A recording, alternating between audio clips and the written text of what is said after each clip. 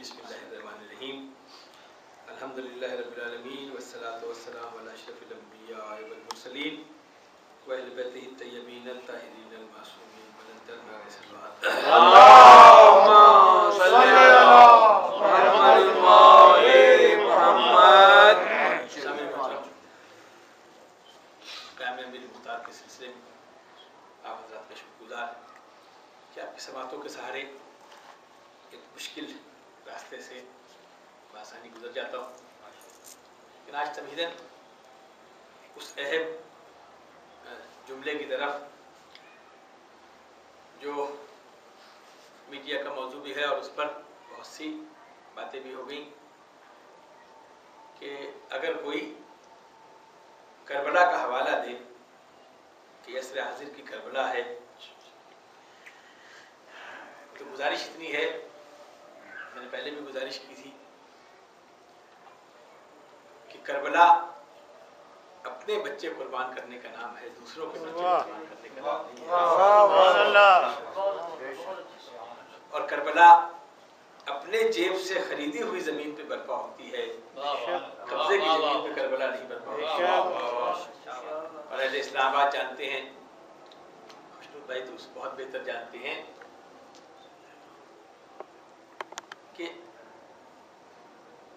عصر حاضر کی ایک کربلا اس شہر میں بنی. 37 مماثلتیں تلاش کی گئی تھیں کہ کربلا میں اور عصر حاضر کی اس کربلا میں 37 مماثلتیں ہیں. ان کے باپ کا نام بھی اینڈ سے شروع ہوتا تھا، ان کے باپ کا نام بھی اینڈ سے شروع ہوتا ہے، یہ بھی وغیرہ 37 مماثلتیں. لیکن دو باتیں میں نے گزارش کی تھی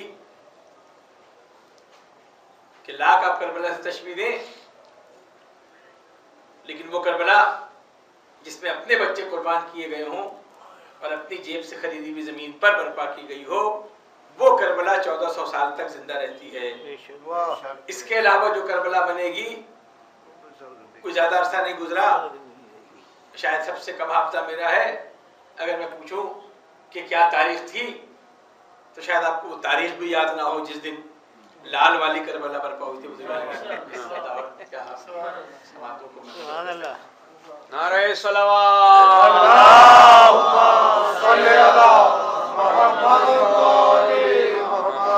چلے تاریخ یاد بھی ہو تو کسی سے اگر یہ پوچھا جائے کہ اس میں تعداد کتنی ہے، اول تو آپ جھنجھلا کے کہیں گے ہمیں کیا پڑی جو یاد رکھیں، ہمارا تعلق کیا ہے. لیکن جن کا تعلق ہے، میں تبھی نہیں گفتگو عرض کر رہا ہوں، کچھ کہنا مطلب جن کا تعلق ہے انہوں نے کچھ مظاہرہ بھی کیا تھا. جو لوگ یہاں سرکاری دفتروں سے وابستہ ہیں، وہ ایک صاحب وہاں کی مٹی ایک رومال میں لیے ہر ایک کہتے تھے اس سے سونگھیے، اس سے شہداء کے خون کی خوشبو آتی ہے. اس دن میں نے کہا تھا کہ اپنا مرے تب خوشبو آتی ہے. یہ اصول ہے نا، یہ خوشبو اسی کی ہو جس کا اپنا کوئی تعلق ہو، گند نالی کی مٹی ہی کیوں نہ ہو، اس میں سے شہید کی خوشبو آتی ہے. یہ تو طے ہو گیا نا کہ اگر تمہیں کربلا کی خاک سے خوشبو نہیں آتی ہے تو تمہارا اس سے کوئی تعلق نہیں ہے، اس لیے خوشبو نہیں آتی. نعرہ صلوات.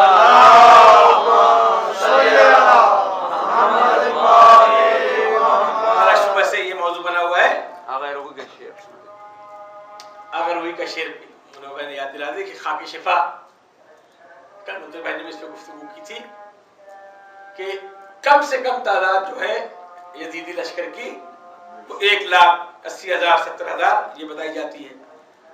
وہ بھی اسی خاک پر فنار ہوئے، کربلا کی خاک پر، اور یہ 72 شہداء بھی اسی خاک پر.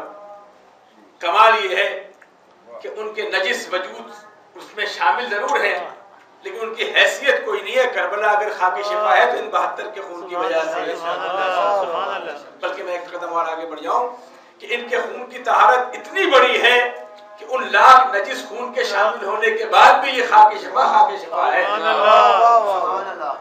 اور اگر وہی کا شعر انہوں نے یاد دلایا، میں تبھی اس لیے بات ہوں کہ اتنا مشکل مجلس ہے. آج مجھے بڑی مچھلیوں پہ ہاتھ ڈالنا ہے. مجھے امیر مختار نے وہ جو بڑے بڑے لوگ ہیں جن کو جس طرح پکڑا ہے اس پہ تو بات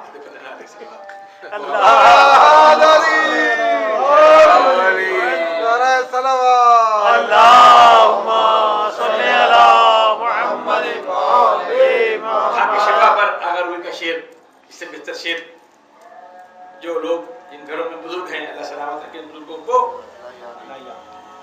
وہ جب کہیں باہر نکلے، شہر سے باہر جائیں تو سفر کی دوا ساتھ لے جاتے ہیں. بھائی سفر کی دوائی دے دو، جو دوا کھاتے ہیں روٹین میں وہ سفر کی دوا اس حساب سے پیک کر کے ساتھ لے جاتے ہیں. شعر سنیے.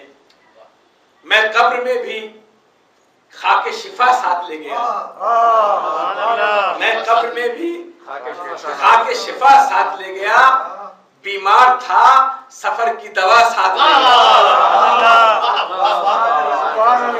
شعر میں نزاکت کتنی، شعر میں نزاکت کتنی. جتنا سفر ہوتا ہے اتنی دوائی چاہیے ہوتی ہے. اگر روئی کا یہ شعر ہے بس بزرگان محترم کہ اگر کوئی دعویٰ کرے لیکن کم سے کم یہ تو ایک سینے کو تقویت ملتی ہے کہ پوری تاریخ اسلام تلواروں سے علاقے فتح کرنے والے، میرے بعد کوئی نبی ہوتا تو فلاں ہوتا، ان سب کے ہوتے ہوئے اور سب سے مظلوم شہید جو حالت نماز میں مارا گیا بزرگان نامی، اس کے ہوتے ہوئے حوالہ دیں گے تو کربلا کا دیں گے اور کسی کا نہیں دیں گے بزرگان نامی. اور بھی تو بہت سے حوالے ہیں. چلیے اگر آپ خاموشی سے آپ بولیں گے تو میں وہ پھیلا دوں گا بزرگان محترم. اسے مسلمانوں کی مطلب کی سمجھ نہیں آتی کہ دلیل اس بات پہ ہے، بڑی شان و شوکت سے بیان کیا جاتا ہے کہ مقدس منزلت کا یہ عالم ہے کہ رسول نے فرمایا کہ اگر میرے بعد کوئی نبی آتا، میں نے پہلے بھی شاید عرض کیا تھا کہ یہ اگر مگر کا لہجہ رسول کا لہجہ نہیں ہے. بازار والے جانتے ہیں رسول کی کوئی حدیث اگر مگر سے شروع نہیں ہوتی. وہ براہ راست بولتے ہیں حسین و منی وانا من الحسین.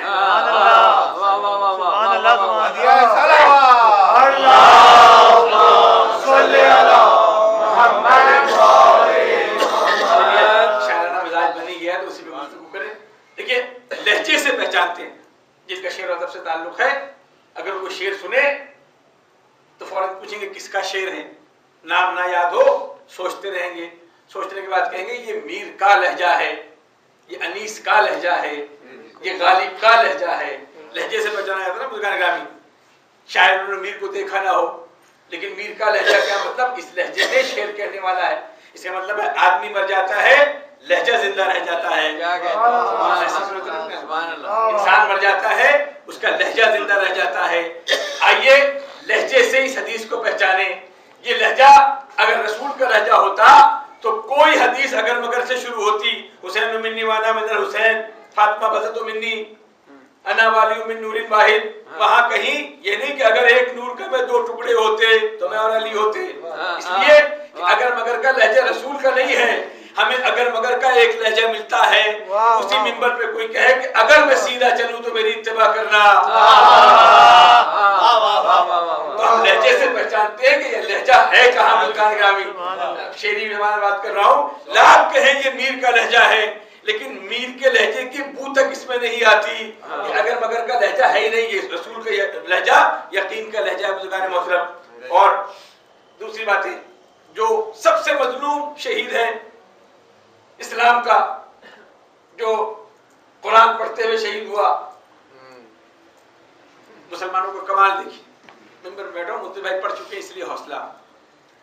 ایک شہید کو پہلے گلی میں شہید کیا، پھر اس کو کھینچ کے سیڑھیوں تک لے کر آئے مسجد کی سیڑھیوں میں، اور اب اسے حالت نماز میں تھوڑا سا احتیاط کے ساتھ کہ مفتی بھائی نے ایک مجلس پڑھی کہ مجھے یہ سمجھ نہیں آتی، لیکن میں نام کوٹ کر رہا ہوں مجھے بھول کے نہ دیکھیے گا. دو شہر کی بڑی شخصیت اب نہیں، منور بھائی شاید اس مجلس میں ہو. مفتی بھائی نے بڑی پڑھی کہ چلیں سیڑھیوں تک آ گئے، حالت سجدہ میں بھی آ گئے، لیکن یہ آج تک سمجھ نہیں خوشنو بھائی کہ حالت سجدہ میں خنجر پیٹ میں کیسے لگ سکتا ہے. دیکھیے گا اچھا خنجر کی جگہ وہی پیٹ میں خنجر گھوپا گیا، لیکن حالت سجدہ میں کیسے ممکن ہے. میں چھوڑ دیتا ہوں.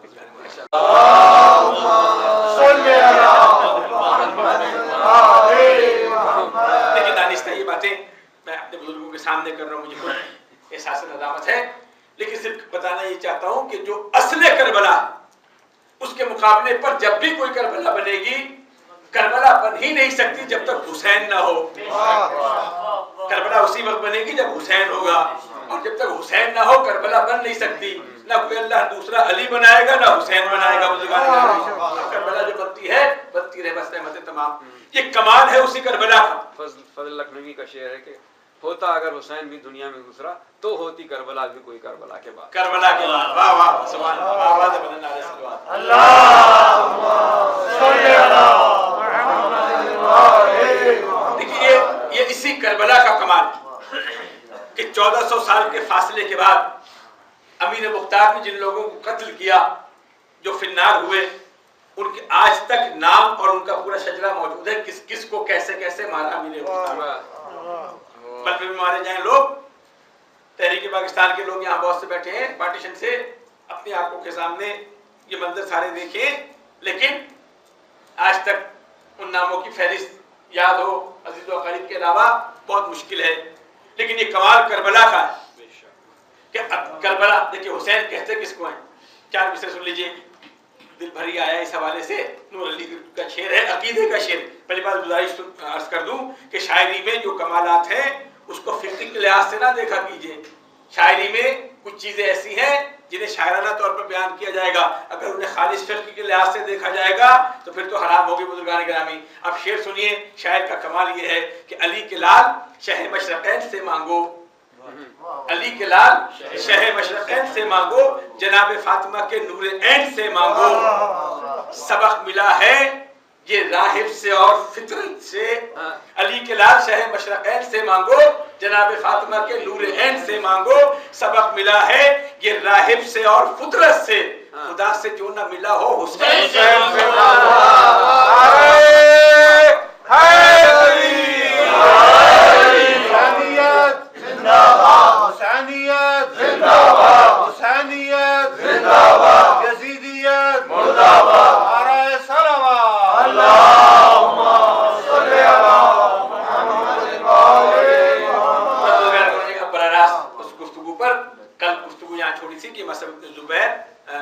عبداللہ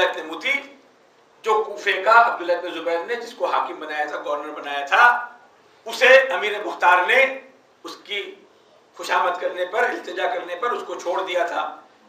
یہ شخص کوفے سے نکل کر پناہ اس نے لی تھی ابو موسیٰ اشعری کے گھر. لیکن کردار کچھ ایسے ہیں جنہیں بیان کرنا بہت ضروری ہے. ایک عبداللہ ابن ابی کا کردار دور رسالت میں اور ایک ابو موسیٰ اشعری کا کردار امام مولا کائنات کے دور میں. صفین کی پورا مارکا. اب یہ وہ باتیں ہیں جو ہم منور بھائی سے پوچھا کریں یہاں جو روٹین کی مجلس سے ہوتی ہیں. دیکھیے کردار کیسا.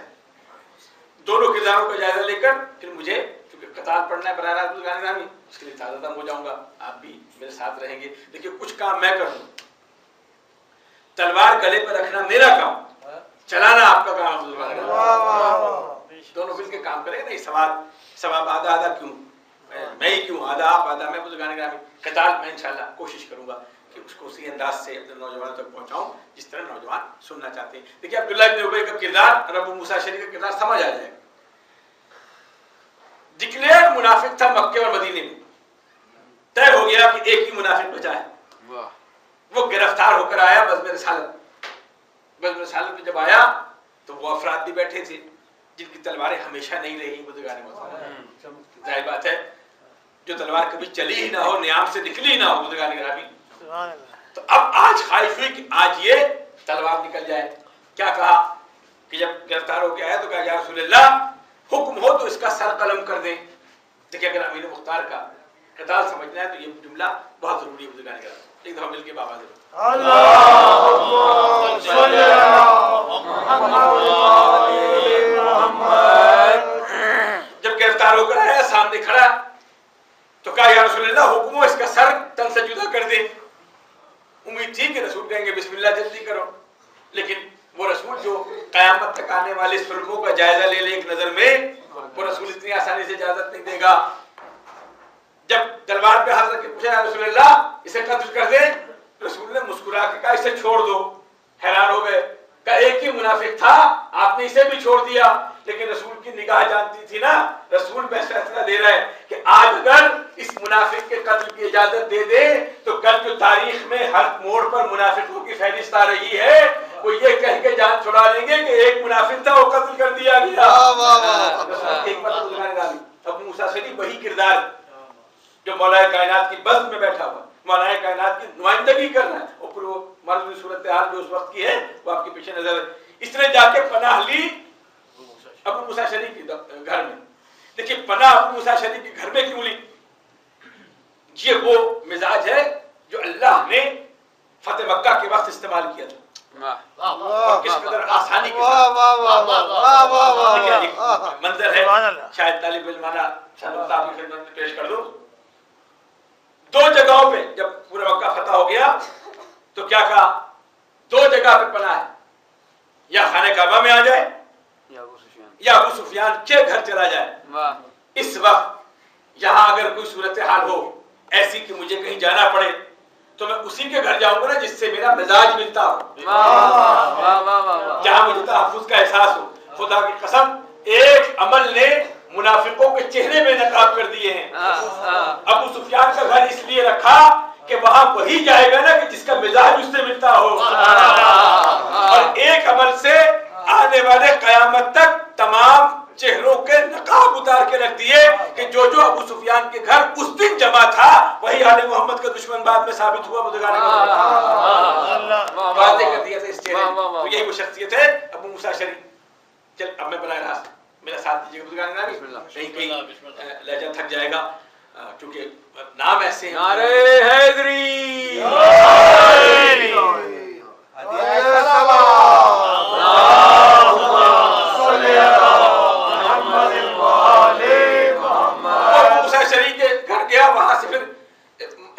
امیر مختار نے اسے 1 لاکھ درہم بھی دیا اور کہا کہ تو یہاں سے چلا جا۔ یہ احسان کیا کم تھا کہ جان بخشی کر دی، لیکن جیسا خون ہے بزرگان نے وہ اثر تو بولتا ہے۔ وہاں سے وہ گیا بصرے، مصعب بن زبیر، بلکہ ابو موسیٰ شریف گھر سے خط لکھا اور خط بھیجا کہ مصعب ابن زبیر، مصعب ابن زبیر اس کا عبداللہ ابن زبیر کا بھائی، اس کا بصرے میں جو حاکم ہے اس کا نمائندہ ہے عبداللہ ابن زبیر کا، وہ اس سے مدد مانگی اور اس نے پوری فوج تیار کی، اور فوج تیار کرنے کے بعد پھر عبداللہ ابن موتی اس کے ساتھ، یعنی اس فوج کو دے کر اس کے ساتھ مکے میں کوفے میں بھیجا کہ دوبارہ جنگ کرنے آئے۔ اب یہ وہ منظر ہے جو امیر مختار کی شخصیت کو نکھارتا ہے بزرگان گرامی۔ ابراہیم بن مالک اشتر کی تلوار زنی یہاں سے پتہ لگتی ہے۔ جب وہ وہاں سے فوج لے کر آیا تو یہ سارے سپاہی، سارے پورا کیبنٹ کوفے میں قاتلان حسین تلاش کر رہے ہیں۔ اتنے میں کسی نے اطلاع دی کہ عبداللہ ابن موتی ایک لشکر لے کر آئے، کوفے کے سرحد میں داخل ہو چکا ہے۔ اس وقت امیر مختار نے کہا کہ اس کی سرکوبی کے لیے میں خود جاؤں گا۔ تو ابراہیم بن مالک اشتر نے کہا کہ اے امیر، یہ نجس میری ہی تلوار کے قابل ہے، آپ امیر ہیں، آپ نہ جائیے، میرے ہاتھ کا کام ہے، اور سے میں ہی اس منزل تک پہنچاؤں گا، آپ نے احسان کر دیا، یہی اس کے لیے بہت ہے۔ اس کے بعد ایک پوری تفصیل ہے کہ ابراہیم بن مالک اشتر نے شخصیتیں کون کون ہیں۔ ابراہیم بن مالک اشتر، احمد بن شمید، ورقہ بن غارب، عبداللہ بن کامل، یہ جو 7 ہیں ان کے امیر مختار کے، ان کے بارے میں کہا جاتا ہے کہ یہ ایک سوار جو تھا وہ 1000 پہ بھاری ہوتا تھا۔ پورے جنگ ہے، ہر ایک کی تفصیلی جنگ ہے۔ یہ جو پوری کیبنٹ ہے جو اس میں شامل ہے، عبداللہ بن کامل کے بارے میں کہا جاتا تھا کہ جب لڑتے ہوئے کبھی پیچھے مڑ کے نہیں دیکھتا تھا، اتنا بڑا شہ سوار تھا۔ احمد بن شمید، ورقہ بن غارب، وہ انشاءاللہ بھی کہیں تذکرہ آئے گا۔ یہ 4 وہ شجاع تھے جو حملہ کرتے تھے تو پوری صفوں کو صاف کر جاتے تھے، اور جب ابراہیم بن مالک اشتر حملہ کرتے تھے تو یا محمد کا اور یا علی کا نعرہ لگاتے تھے۔ نعرہ حیدری، یعنی جب بھی حملہ کرتے تھے وہ یا محمد کہتے تھے یا علی کہتے تھے۔ یہ ابراہیم بن مالک اشتر کا ایک عمل تھا۔ ورقہ بن غارب وہ شخصیت ہے کہ ایک دفعہ لڑتے ہوئے کہیں ان کی شجاعت کا منظر نکلا کہ وہ ایک تلوار سے لڑ رہے تھے کہ لڑائی کے دوران محسوس ہوا کہ تلوار کند ہو گئی، تو دوسرے ہاتھ سے تلوار نکال کے اس ہاتھ سے اسی رفتار سے لڑ رہے تھے جس طرح اس دائیں ہاتھ سے لڑ رہے تھے۔ اتنا شجاع یہ شخص۔ اب جو عبداللہ بن موتی لشکر لے کر آیا تو پوری تفصیل ہے کہ کیسے جاسوس اس کے آئے اور آ کے امیر مختار کے درمیان ایک خط دے کر بھیجا देखिए इन चीजों को अमीर मुख्तार के इन वाकयात में बहुत सी हिकमतें भी छुपी हैं, और अगर इसको जरा सा गौर से देखें तो अपनी कम्युनिटी में ऐसी चीजों का सद्भाव भी किया जा सकता है। एक अरस्ती को खत देकर भेजा कि अमीर मुख्तार की फौज में जो दाएं बाएं हैं बैठे हुए लोग, उनमें 14 अफराद ऐसे हैं जिनका अरज कबीला से ताल्लुक है, अरजदी है वो, उन्हें हमारा पैगाम पहुंचा दो। उन्होंने हमें कहा है कि अब्दुल्ला इब्न मुती यहाँ से जा रहा है और जब वो यहाँ पहुंचेगा हम बगावत कर देंगे और अमीर मुख्तार का सर काट के उसके हवाले कर देंगे। इब्राहिम बिन मालिक अशतर गश्त पे थे तो देखा एक शख्स लिबास बदल के आया। अब जो उसको पहचान लिया, कहा तुम कौन हो? कहा मैं मुसाफिर हूं और मैं फला कबीले में जाना चाहता हूं। इब्राहिम बिन मालिक अशतर ने इजाजत दे दी। इजाजत देने से पहले वो अमीर मुख्तार के पास लेकर आए कि ये कूफे का फर्क नजर नहीं आता, ये कौन है? अमीर मुख्तार ने ताज़ीम की। देखिए दिलों को कैसे मोम करते हैं, अली के मानने वाले ना मतलब, और दिल मोम कैसे हो। बशीर नाम है खालिद इसका, बशीर अरजदी। अब अमीर के दरबार में आया तो अमीर मुख्तार ने खड़े होकर एहतराम किया, उसे खिल्लत दी, उसे इनाम व इकराम दिया और क्या कहा कि तू हमारा मेहमान है, हम मेहमानों की इज्जत करते हैं। बस ये अमल किया है, एकदम उसके चेहरे का रंग बदल गया। कहा आप कैसे लोग हैं? वो जो कुछ लेकर आया था बदल गया। कहा अमीर मुख्तार को नमाज पढ़ते हुए रोजे में की हालत में जो मुशाहिदा किया उसका रवैया बदल गया। जब रवैया बदल गया तो ज़मीर बेदार हो गया।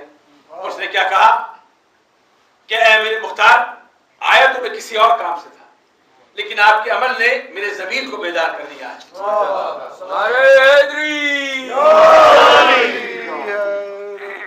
और उसके बाद सारा बताया कि किस तरह मुझे पैसे और इनाम देकर कहा गया है कि ये खत उन अरजदियों को पहुंचा दो। अब अमीर मुख्तार का किरदार देखे मुझे, उस वक्त फैसला नहीं किया कि ये कौन लोग जो है मेरे साथ साजिश कर रहे हैं। इब्राहिम बिन मालिक अशतर से मशवरा किया, पूरा दरबार सजाया और पहचाना कैसे जो फौजी हिकमतें हमली मुजगान। सबसे पहले अपना हथियार उतारा, उसे जमीन पर रखा,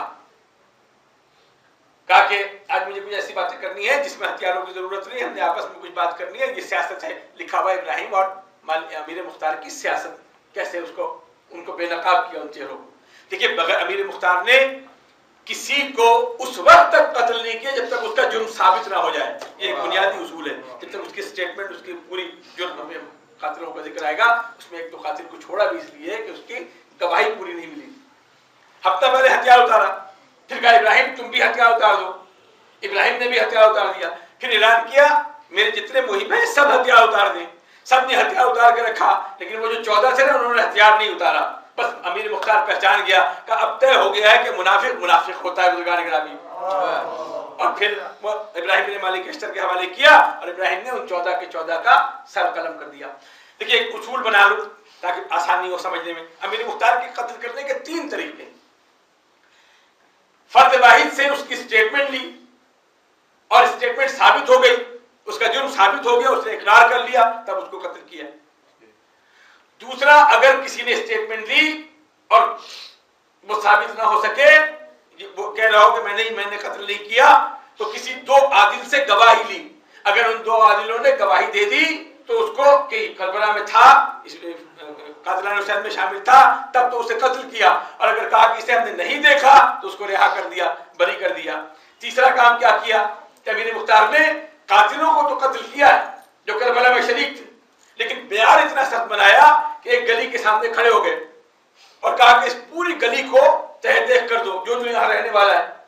कम-ओ-बेश 150-200 आदमी खानदान वहां थे।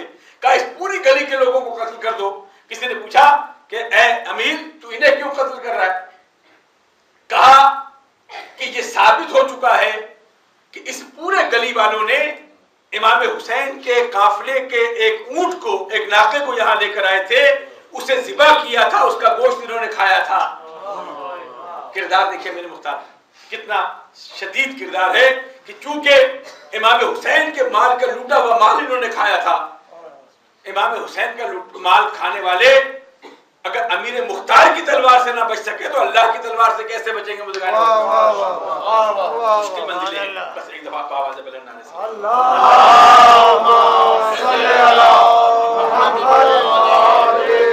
ابراہیم کا اب جنگ میں عبداللہ بن مطیع آیا، لڑائی کو پانچوں جو سپہ سالار سے شمشیر زر وہ جنگ کرتے جا رہے تھے، یک بیک سامنا ہوا عبداللہ بن مطیع کا ابراہیم بن مالک اشتر سے. ابراہیم بن مالک اشتر نے تلوار نہیں چلائی، روکا.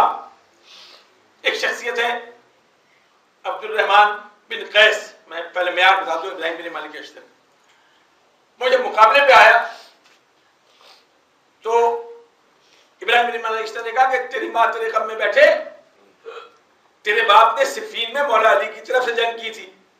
اسے ایک لفظ استعمال کیا جو ہمارے یہاں رائج ہے بزرگان گرامی، تو اس میں وہ گھبرا گیا، کہنے لگا جناب میرے باپ نے تو یہ کام نہیں کیا. کہا میں نے تیرے باپ کو نہیں کہا بلکہ تیری ماں کا قصور ہے جس کی وجہ سے تو میرے آج مقابلے پر امام حسین کے مقابلے میں کربلا میں پہنچا. جب تلوار چلانے لگے، دیکھیے ثابت بھی ہو گیا، مولا کائنات سے نسبت بھی پتہ لگ گئی. جب تلوار چلانے لگے تو اس نے ہاتھ جوڑ کے کہا کہ میرا باپ علی سے محبت کرتا تھا، آپ کو مولا علی کا واسطہ ہے مجھے چھوڑ دے. ابراہیم نے چلتی ہوئی تلوار کو روک لیا، کہا تو نے نام ایسا لے لیا ہے کہ اب تجھے میں قتل نہیں کر سکتا، اور یہ کہہ کے اس کو چھوڑ دیا. اس نے کہا کہ یہ علی کا واسطہ ہے، اس علی کا جس کا میرا باپ شہدائی تھا. تو جب عبداللہ ابن مطیع سامنے آیا تو اب ایک مکالمہ کیا، کہا تجھے امیر کے احسان کا خیال نہیں آیا کہ امیر نے تجھے جان بخشی کی ہے، تجھے انعام و اکرام دیا ہے؟ اس نے کہا، جملہ کہا ہے جو آج تک معیار ہے، اس نے کہا کہ جس کے دل میں بغض آل محمد ہو وہ مرتے مرتے مر جائے، وہ بغض کبھی محبت میں تبدیل نہیں ہو سکتا. اس نے جملہ کہا، ابراہیم طیش میں آ گئے اور اب جو تلوار چلائیے تو یہ واحد قتل ہے پورے امیر مختار میں جس میں سر سے پاؤں تک جملہ لکھا ہوا ہے کہ پسر مطیع انتہائی عاجزی کے ساتھ دو حصوں میں تقسیم ہو گیا. ایسی تلوار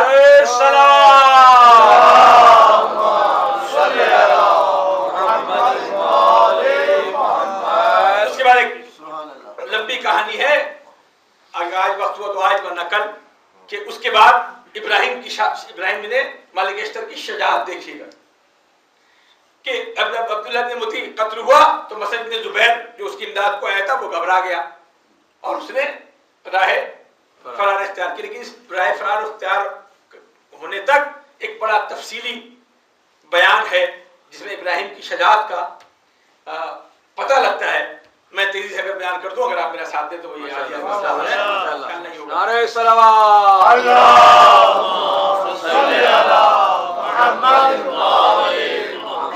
30,000 کا لشکر دے کر عبداللہ بن مطیع کو کوفے بھیجا تھا اور خود پانی کے راستے، دریا کے راستے ایک 70,000 کی فوج لے کر چل پڑا تھا وہاں سے.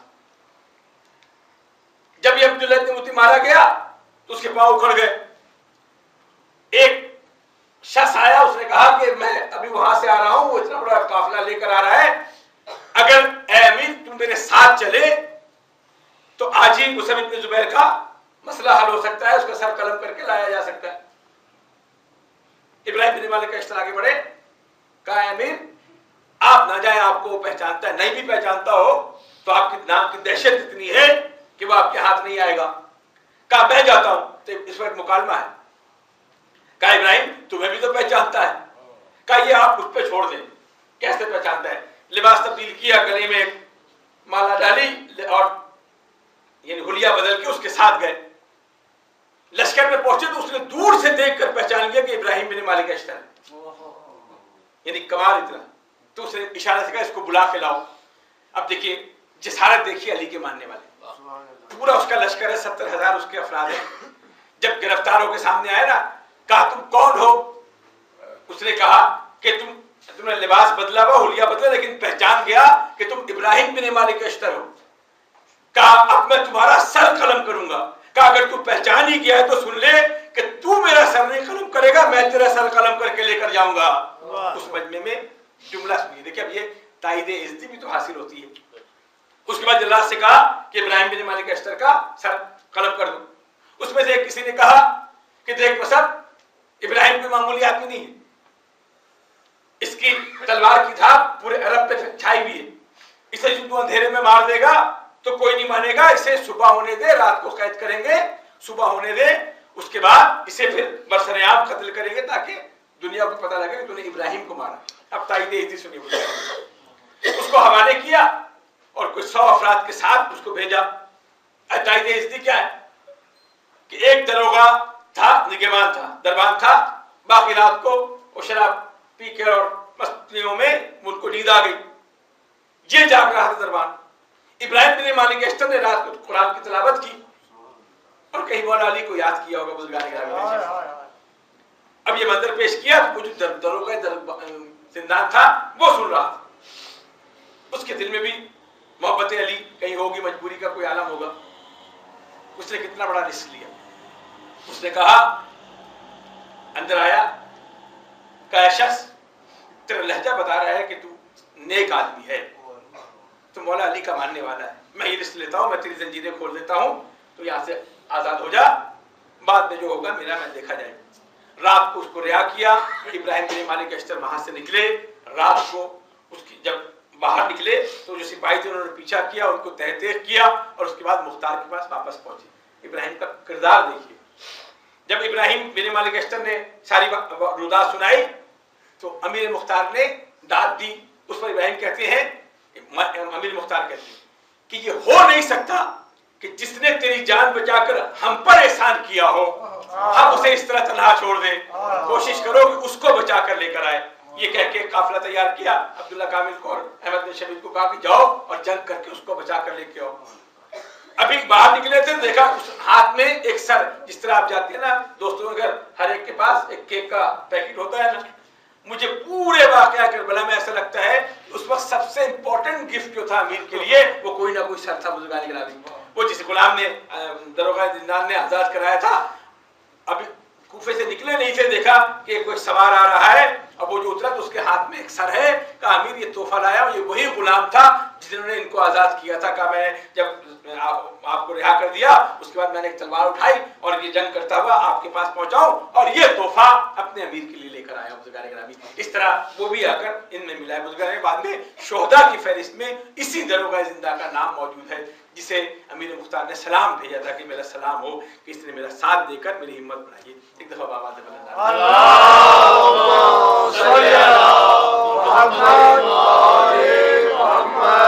اور اب ایک جنگ رہ گئی ہے جس کے بعد فردن قاتلان حسین کا قلعہ کما کرنا۔ بزرگان گرامی، اب جو یہ منظر دیکھا تو مصعب بن زبیر نے شام بن عبد الملک بن مروان کو خط لکھا اور کہا کہ ابو عبیدہ کا بیٹا اب اتنا بہادر ہو گیا ہے کہ اگر تم نے ہماری مدد نہیں کی تو پھر یہاں کوئی سانس لینے والا باقی نہیں رہے گا۔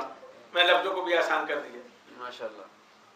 اب میں مشکل اردو میں بات کروں گا تو میں نے نوجوان سمجھ جائیں گے کہ اس کو کہتے کیا ہیں، جس سے میں نے کل عرض کیا تھا کہ ہماری نوجوان نسل جو ہے وہ بیچاری، منور بھائی نے سنایا تھا، میں انہی کے نام سے سنا دوں کہ نسیم ابراہیم پڑھ رہے تھے، ایک دفعہ بابا نے بولا اللہم صلی علی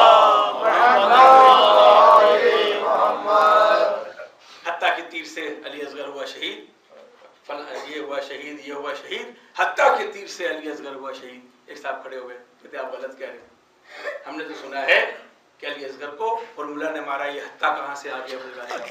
تو جب ایسی مجبوریاں ہوں تو اس لیے ان لفظوں سے ایک دفعہ آواز بلند نعرے سلوات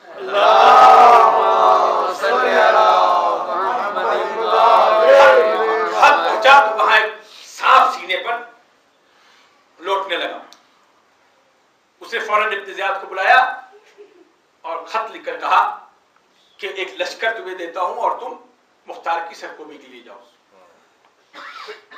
وہاں سے وہ لشکر چلا، یہاں سے امیر مختار نے کہا ابراہیم اب وہ وقت آ گیا ہے کہ تم اس کی سرکوبی کے لیے لشکر تیار کر کے جاؤ۔ میں پوری تفصیلات آپ کی خدمت میں عرض کر دوں گا تاکہ پھر کل اور پرسوں پوری وہی فہرست رہے۔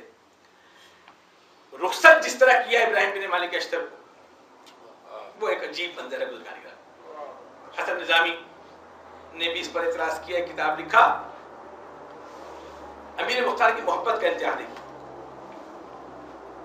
अमीर मुख्तार को पता लगा कि कोई कसाई है जिसके घर में वो कुर्सी है जिस पे मौलाए कायनात बैठकर फैसला किया करते थे। अमीर है, वक्त का बादशाह है, चाहता तो जबरन भी ले सकता, अमीर है, उसकी दहशत है, लेकिन किया क्या? उसका पता तलाश करवाया, रकम की थैली साथ दी और रात की तारीकी में उसके दरवाजे पे दस्तक दी और जाके कहा कि ये कुर्सी वही है जिसमें मेरा मौला बैठा करता था। देखिए मोहब्बत के इंतहा देखिए, वक्त का, अपने कूफे का हाकिम। उसने कहा हाँ, कहा तो बता इसकी कितनी कीमत चाहता है। अब उसने अमीर को देखा, अमीर मुख्तार की दहशत वैसी तारी हुई। कहा अमीर तू चाहे ले जा, कहा नहीं ऐसे नहीं, तू अपनी जबान से बता कि तू उसकी कीमत कितनी चाहता है। तो अमीर मुख्तार जानता है ना कि इसकी क्या कीमत होगी, लेकिन उसने जितनी रकम मांगी, अमीर मुख्तार ने वो रकम उसके हवाले की। उसके बाद कुर्सी को लाकर अपने दरबार में इस तरह, उसका नाम रखा ताबूत सकीना, उसकी ज़ियारत करता था, अपने दरबार में सजाया हुआ था, यानी जिस तरह अज़ाखाना सजाया इस तरह उस कुर्सी को सजाया हुआ था। अब जब इब्राहिम बिन मालिक इश्तर को रुखसत करने लगे ना, काफिला तैयार हो, तो एक ऊंट पर वो कुर्सी रखी है, जिस तरह हम शबिया बरामद करते हैं ना, बरकत के लिए उस कुर्सी को ऊंट पे रखा कि इस कुर्सी की बरकत से इब्राहिम को फतह नसीब होगी। माशाअल्लाह, माशाअल्लाह, नारे सलावत।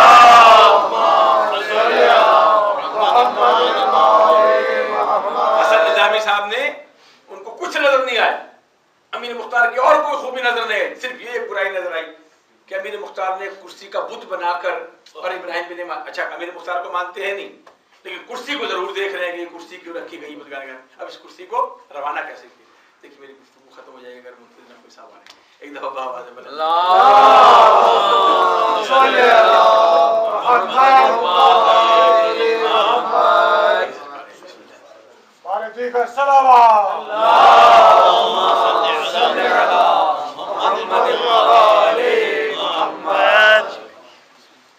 नारे तकबीर, नारे रिसालत, नारे हैदरी, मोहम्मद वाले मोहम्मद सल्लल्लाहु अलैहि वसल्लम। खुदा सलामत रखे। जो आप मेरी शुदा बयानी देख रहे थे, इसरार साहब और सफेद बालों वाले दोस्त थे, उनका जुमला सुन लीजिए। कहते जहाँ मुफ्ती नकवी साहब बैठे हों वहाँ ये तो बताया जा सकता है क्या तारीख है, बाकी तारीख पर गुफ्तगू नहीं की जा सकती। मैं आपके वास्ते और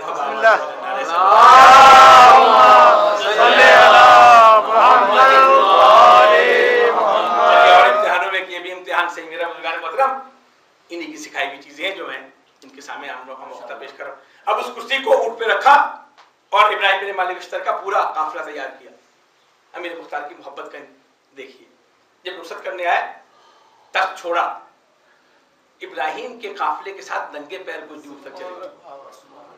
इब्राहिम ने कहा कि ऐ अमीर मुख्तार, तू अमीर है, तू ये क्या कर रहा है? कहा इब्राहिम तू जानता नहीं कि तू किस काम के लिए जा रहा है। इस रास्ते में जितनी खाक उड़ेगी मेरे सर पे पड़ेगी वो मेरे लिए एजाज का बायस होगा। बस मंजिलें तमाम कूफे की सरहद तक इब्राहिम बिन मालिक इश्तर को छोड़ने के लिए आए। बस बुज़ुर्गान-ए-गिरामी, बाकी इंशाअल्लाह तफसीलात इसकी कल। आज फर्दन उन कातिलों का जिक्र बुज़ुर्गान-ए-गिरामी, जरा एक चश्मे तसव्वुर बात कीजिएगा कि 1400 साल के फासले पर आप जब सुन रहे होते हैं तो आपकी क्या कैफियत होती है। जरा उस दरबार को मंजर अपने सामने रखिए जिसमें कातिल सामने खड़ा है, हाथ में तलवार है। अमीर मुख्तार कई दफा बेहोश हो जाते थे। अमीर मुख्तार पूरी गवाही, पूरी स्टेटमेंट रिकॉर्ड करते थे, बता तुमने जुल्म क्या किया। गिरफ्तार होकर लाए दो शख्सियतें, एक मालिक इब्न असीद जहनी और बशीर बदाई। इन दोनों को बुलाया, कहा तूने जुर्म क्या किया? उसने कहा कि अमीर तू सुन नहीं सकेगा, میں نے ایک کلاه چھیننے کے لیے حسین کی جو ظلم کیا وہ بیان کیا. بزرگان گرامی ذرا چشم تصور کیجیے, تخت پہ امیر بیٹھا ہے, ہاتھوں میں تلوار ہے, شاید دربار سجا ہوا ہے. جب یہ کہا نا کہ میں نے وہ کلاه چھینی تھی, امیر مختار نے کہا کہ اس کے ہاتھ قطع کرو. تم نے انہیں ہاتھوں سے سنا, تجھے چھینتے ہوئے خیال نہیں آیا کہ نواسہ رسول ہے. غلام بابا بزرگان گرامی, مالک بن بشیر بدائی, تو نے کیا جرم کیا تھا؟ بس بزرگان گرامی, مشکل منزلیں ہیں اور آسانی سے میں آپ کی خدمت تمام کرتا ہوں. جب یہ ایک ایک فرد آتے رہے, ان کو قتل کرتے رہے کہ بشیر بدائی تو نے کیا ظلم کیا تھا, اس نے کہا کہ جب خیموں کو آگ لگی ہے نا, ان آگ لگانے والوں میں بھی شامل تھا. جب اس نے کہا نا کہ آگ لگانے والوں میں بھی شامل تھا, اس آگ میں کیا کیا جلا ہوگا اس دربار کے ہر فرد نے سوچا تو ہوگا. امیر مختار نے حکم دیا اس کے لیے آگ تیار کرو اور اس کو زندہ اس آگ میں ڈالو. یہ دو افراد جب دربار میں قتل ہو گئے, اس کے بعد عبداللہ ابن کامل, احمد بن شمید اور غلام خیر یہ بازار میں جا رہے تھے. راستے میں ایک ضعیفہ ملی. ضعیفہ نے کہا تم کون لوگ؟ کہا امیر مختار کے آدمی ہے, میرا نام عبداللہ ابن کامل ہے. جب اسے سنا نا کہ امیر مختار کا ہے, ان کو ساتھ لیا. کہا میرے گھر میں 3 قاتلان حسین چھپے ہوئے تھے. یہ 3 قاتل حسین کون ہے؟ حارث بن بشیر, حارث بن نوفل اور قاسم بن جارود.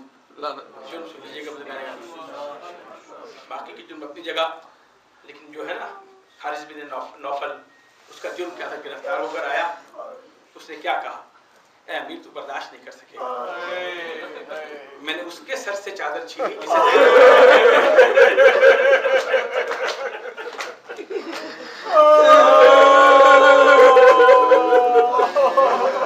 میں نے اس کے سر سے چادر چھینی. لیکن منظر کیا بیان کیا بزرگان گرامی, کا میرے ہاتھ میں ایک چابک تھا, میں نے وہ چابک اس شہزادی کے چہرے پر, اس کے بعد نیزے سے چادر اتاری. دربار میں قرآن بچاؤ. دربار میں امیر بے ہوش ہو گیا. کیا کہا, اے شکی تجھے شرم نہیں آئی, تو نے اس چہرے پہ ضرب لگایا جس پہ حسین, جس پہ علی بوسہ دیتے, جو فاطمہ زہرا کی بیٹی تھی.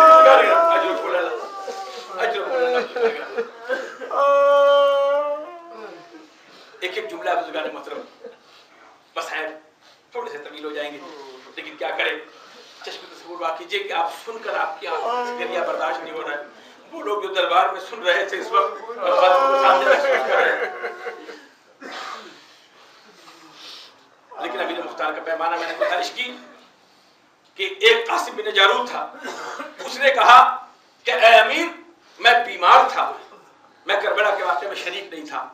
تو اس وقت امیر مختار نے 2 عادلوں سے گواہی مانگی, انہوں نے گواہی دی, اسے چھوڑ دیا. اب مجھے باقی چیزیں چھوڑ کر ان قاتلوں کا ذکر کرنا بزرگان گرامی, جن کا شاید نام سنتے ہی آپ کا گریہ اتنا ہو جائے کہ پھر گنجائش نہ رہے. بزرگان گرامی, ان میں ایک شخصیت ہے, اس کا نام ہے خولی.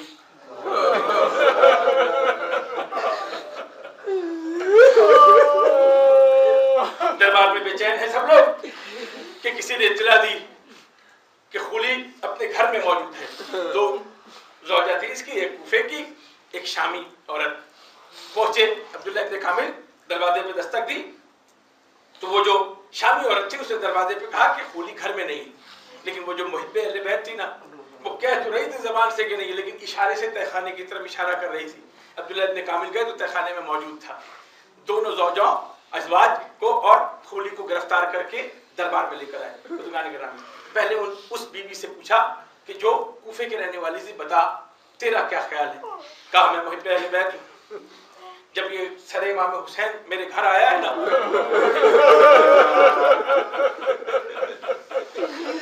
میں گھر پہ موجود نہیں,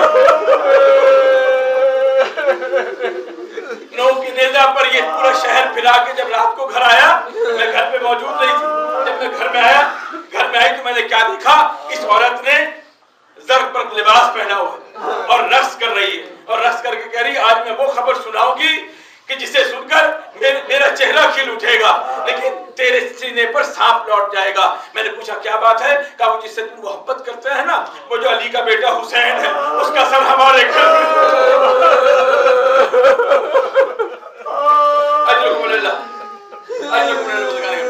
जब कहा ना कि सर हमारे घर में और तख्त के नीचे रखा है, मैं बारफ्तगी में बड़ी सर को गोद में लेकर मैंने मातम करना शुरू किया। मैंने कहा ये वो सर है जिसमें रसूल खुदा बोसा देते थे, ये वो सर है जिसमें मौलाए कायनात बोसा देते थे, ये वो सर है जिस पर फातिमा ज़हरा बोसा देती थी। मैं मातम कर रही थी, ये रक्स कर रही थी। बस बुजुर्गान ग्रामी अमीर मुख्तार ने उसका सर कलम किया, इसको इनाम इकराम दिया, उसके बाद खूनी की पेशी हुई। मुश्किल लफ्ज़ बुजुर्गान ग्रामी सब जुमले मुझे माफ कीजिएगा। जब खूनी आया ना, कहा खूनी बता तूने जुर्म क्या किया था? कहा अमीर मेरे जुर्म की फहरिस्त बड़ी तवील है। कहा बयान कर। ताज़ियाने लगाया, कहा सुन अमीर, जब खैमों में आग लगी है ना, मैं खैमे में दाखिल हुआ, मैंने क्या देखा? सकीना के कानों में बालियां। मैं घोड़े पे सवार था, मैं खैमे में दाखिल हुआ, खैमे में उतरा, मैंने नेज़े से चादरें छीनी, फिर मेरी निगाह पड़ी कि एक 4 साल की बच्ची है, उसके कानों में सोने की बालियां हैं। मेरे पास वक्त नहीं था, मैं उतर गया, मैंने कहा ये बालियां मुझे दे दो। उस बच्ची ने हाथ जोड़ लिए, ऐ शेख मुझे हाथ न लगाना, ये बालियां मेरे बाबा ने पहनाई है। ये बालियां मेरे बाबा ने पहनाई है। बस यहाँ तक जुमला है। कहने लगा मेरे पास वक्त नहीं था, मैंने बालियां खोल ली चाहिए, मैंने बालियों को हाथों से पकड़ा, मैं बालियों को खोलना चाहता था, लेकिन बालियों पे खून के निशान थे, बालियों पे खून जमा हुआ था, उसने बालियां खोली नहीं। मैंने क्या किया अमीर? मैंने दोनों हाथों से बालियों को मैंने बालियां खींची, बच्ची जमीन पर गिरी, दरबार में कोहराम बजा। एक दफा अमीर मुख्तार बेहोश हुआ, इब्राहिम बिन मालिक के उस्तर बेहोश हुआ, और एक और जुमला जब अफाका हुआ तो फिर पूछा बता उस वक्त मेरी शहजादी के लबों पे जुमला क्या था? उस वक्त बच्ची ने एक बददुआ दी थी, खुदा तेरे हाथ का ताकत है। बस ये जुमला सुना, अमीर मुख्तार खड़े हुए, तलवार हाथ में ली, कहा मैं आज अपनी उस नतीजा का एक एक लफ्ज़ सही न करार दे दूं तो मुझे अमीर मुख्तार ने कहना किसी और के हवाले नहीं किया, अपने हाथों से उसका हाथ काटा। कहा तूने इसी हाथों से मेरी शहजादी की